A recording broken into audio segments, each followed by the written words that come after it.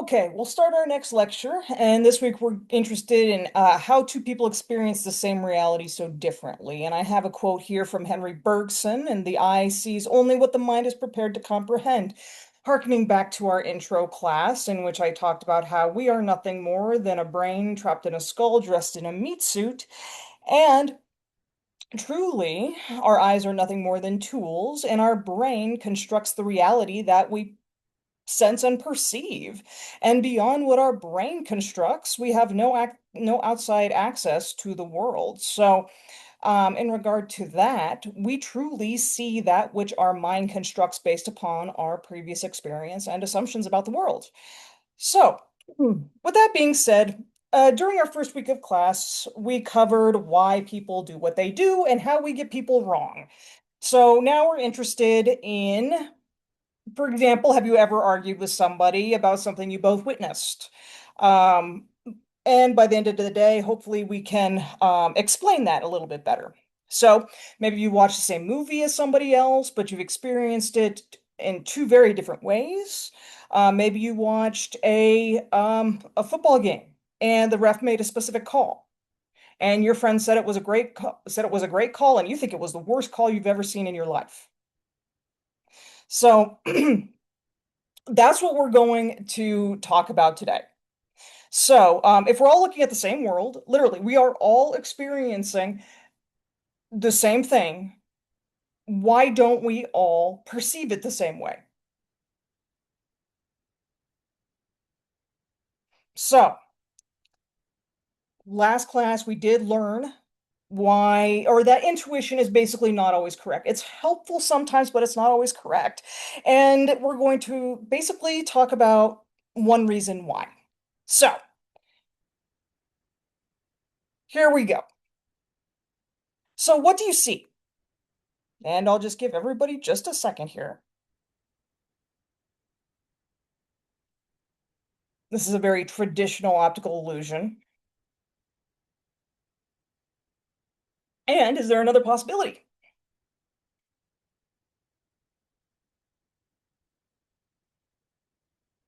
And if I say that this is a duck bunny optical illusion, does that allow you to go back and forth between a duck and a bunny?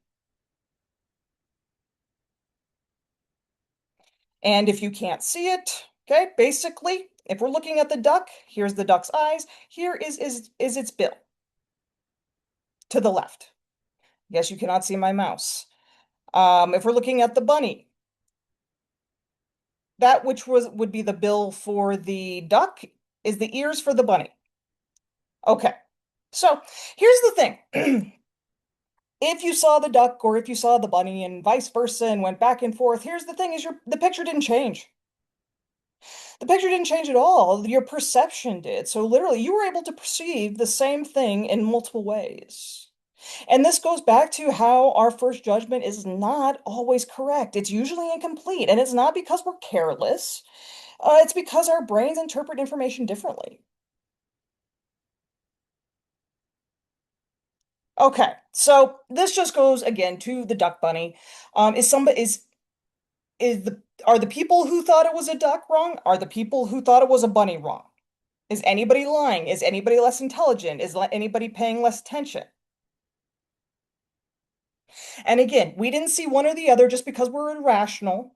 We literally experienced something differently. Somebody experienced a duck, somebody experienced a bunny, some people went back and forth right off the bat. And again, it's obvious. We know this, but here's the thing is this happens all day with absolutely everything in the world. For example, we'll talk about eyewitness testimony, especially down the road in this class. We have an entire chapter on it. Um, but we have multiple eyewitnesses to the same event that provide different, and again, what they believe to be truthful accounts. They're not lying. This is truly what they experienced, what they perceived, what they saw, what they heard, what they smelled. This is what they experienced. And it's different than somebody else. And this has been demonstrated repeatedly in psychology, and it has a lot of implications for criminal investigations. And so the fact that we can perceive the same reality differently, even when we're trying to be honest, is it's fascinating, and we need to discuss the underlying influences of on this. So again, we're doing another what's happening here. So go ahead and study the picture for a second.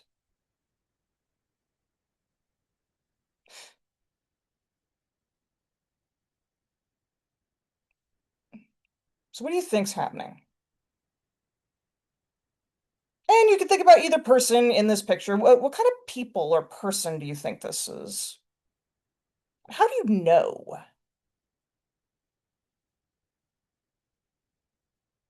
Maybe you might say like, oh, they're friends, or they're waiting for someone, or they're on a lunch date, or they're sisters, or they're strangers who are waiting for a bus. And again, we don't know. But nonetheless, our brains create a story from incomplete information, like we've already talked about. So, this is the concept that encapsulates what we've been talking about. Again, filling in that information, that missing information to create a story. That is subjective construal. This is a very important concept. So with subjective construal, it's a process by which we interpret and give meaning to the world around us, and it feels like reality. It feels like reality. Our brain convinces us it's reality, but it's nothing more than a construction shaped by the situational input and mental habits. So, again, like I talked about, we're nothing more than a brain stuck in a skull, dressed in a meat suit. And because of that, our brain has no access to the outside world. So, all it can rely on are sensory inputs and what we've experienced up to this point in the world. And as a result of that, it creates our reality. That is all that it has. And it does. It makes us believe that it is the one true reality that we are experiencing. And it does. It feels automatic and unconscious. Because it does. It allows us to move through the world automatically. We don't passively see it. We construct it from the ground up. And just research-wise, even at the lowest levels of perception, which we don't get into in this class, but the V1 area of the visual cortex, there's actually bias and expectation that shape what we perceive. So at the very rawest baseline area of sensory perception, bias and expectation do creep in and alter the way in which our brain perceives sensory information. Okay. Just an example of this in regard to how automatic this is. So we don't necessarily, okay, snakes in general. And yes, I know that there are some people out there who love snakes. They think they're cuddly. Okay, that's fine.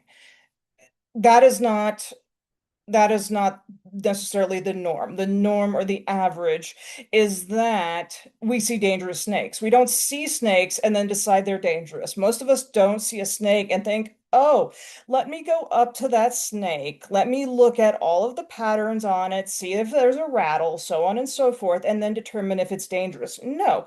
What our brain does is immediately detects the shape of a snake, and as a result of evolutionary processes and psychological mechanisms, automatically detects it as dangerous. Thus, we see dangerous snakes.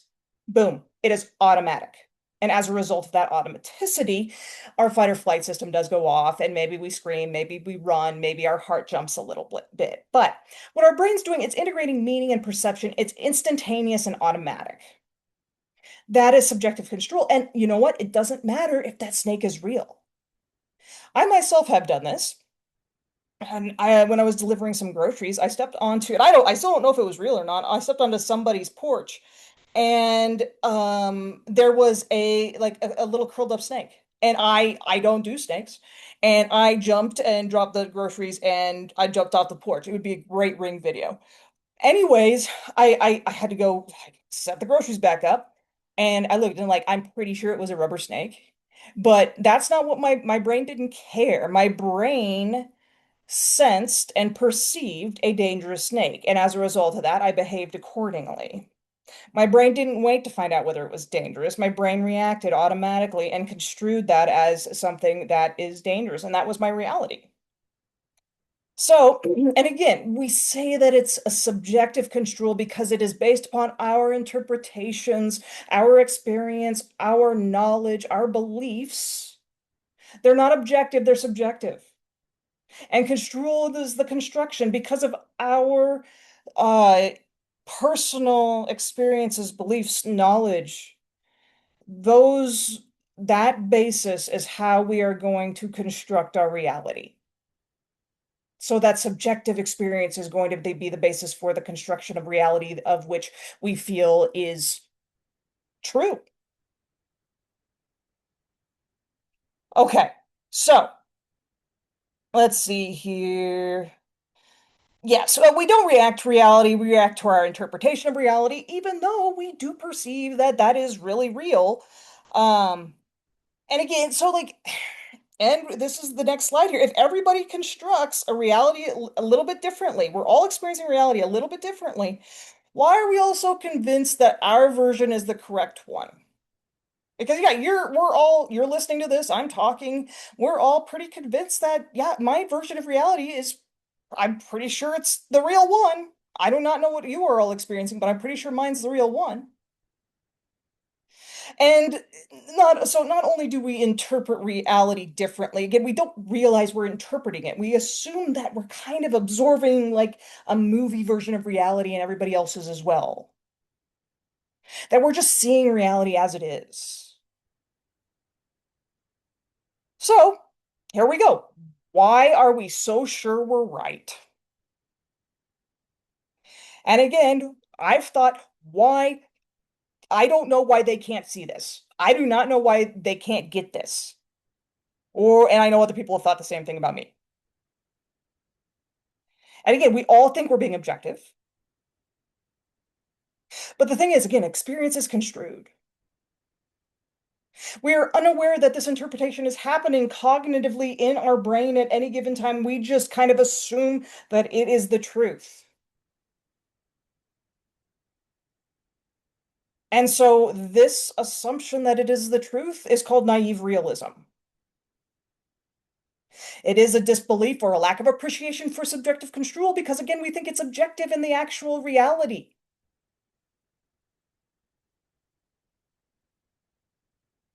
So again, we are naive to the fact that we are subjectively creating reality. Again, it's the conviction that I see things as they actually are. I don't know what you're seeing. And that those who are seeing things differently, they're uninformed, irrational, biased. And here's the thing, even after we talk about all of this, and in fact, I know these things. Well, even though we know perception is constructed now, all of us know this that are in this discussion. We often still feel like we're seeing reality as it is. It's hard to step back and recognize, like what I'm experiencing is different than other people in this room. That is very difficult to do. It takes a lot of effort. So, naive realism is another very important concept here. Okay, so let's talk about just for a few minutes here how even though we don't recognize it and how automatic it is, how reality can be subjectively construed just by the influence of the situation. So we're just going to watch a short video. This is from the 1984 presidential debate between Ronald Reagan and so Walter Mondale. Forgive me. Um, I will have the first name of Mondale in a second, but go ahead and watch this. Um, I recall yet that President Kennedy had to go for days on end with very little sleep during the Cuba Missile Crisis. Is there any doubt in your mind that you would be able to function in such circumstances? Not at all, Mr. Truitt, and I want you to know that also I will not make age an issue of this campaign. I am not going to exploit, for political purposes, my opponent's youth and inexperience. Okay, so This is the only version of this that I can find. Now, it is important because there was a study done, and it's on the next slide. There's a version, a study done with that video clip or that debate that has the laughter in the background because there was an audience and there was laughter at that point, which we do not have anymore because of the potential influence actually we found on an audience. And then they had a version of that without the audience and the laughter. And they found a significant difference in the perception of the audience. So, just really quickly here. So again, Reagan, which we who we saw here. If you did not know, the first gentleman speaking was Ronald Reagan. He was slightly ahead in the polls. And the debate moment, I'm pretty sure Walter Mondale raised concerns about his age, and that was Reagan's response that you watched, and the immediate outcome was a laugh and applause. And after, not because, forgive me, after this debate, Reagan's popularity surged, and he did win re-election in a landslide in 1986.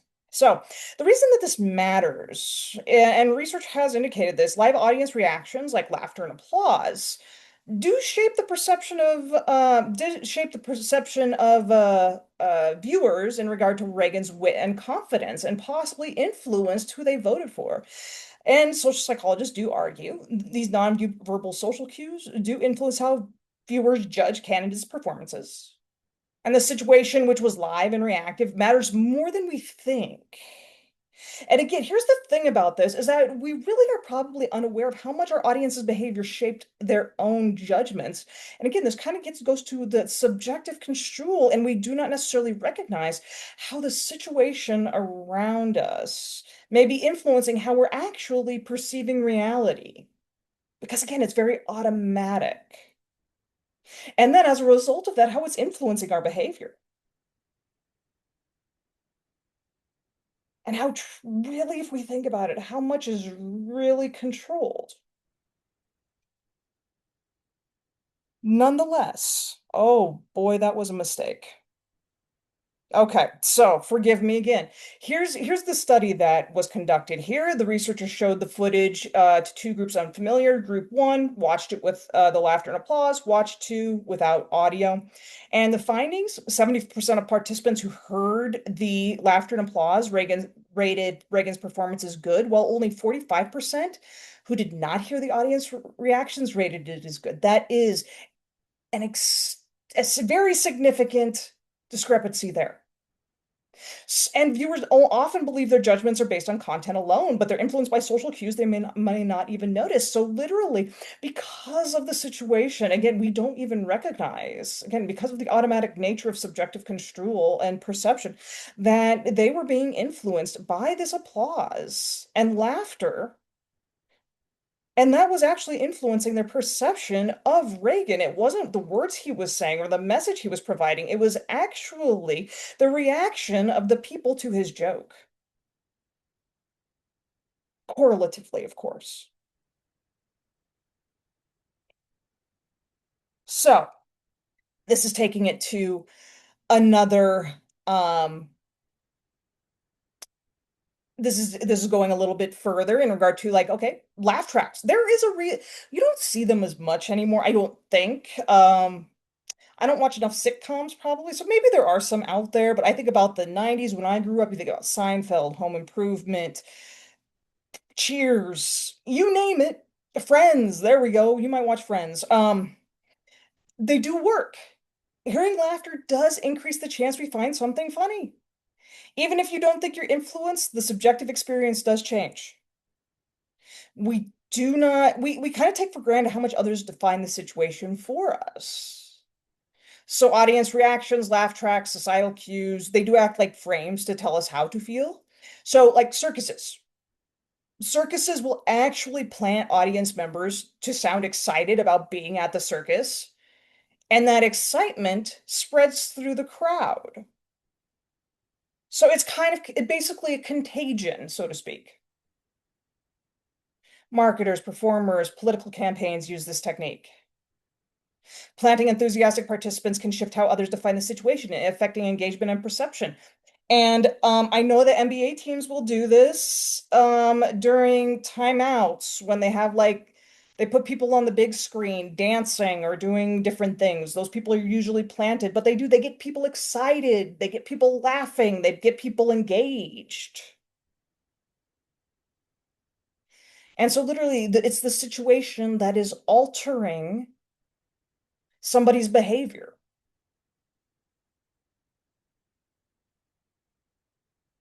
Okay.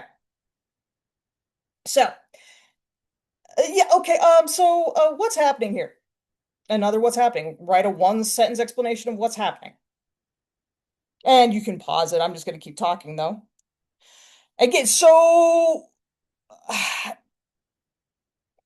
let me see here. Okay, so again, we're doing this a lot. Maybe it's the son and dad and they're out at the park having a good time. Maybe it's he's a mentor to the kid and they're hanging out. Maybe this man has just kidnapped this child and I don't know why the child's smiling, but he is. Okay, it's probably not the third, but you don't know. Again, our brain's filling in assumptions. Our brain is subjectively construing reality. And in a lot of cases, we think that we may be right. And so, again, where do these interpretations come from? Okay, so this is where I'm going to stop right here, and then we will be right back with a few more minutes.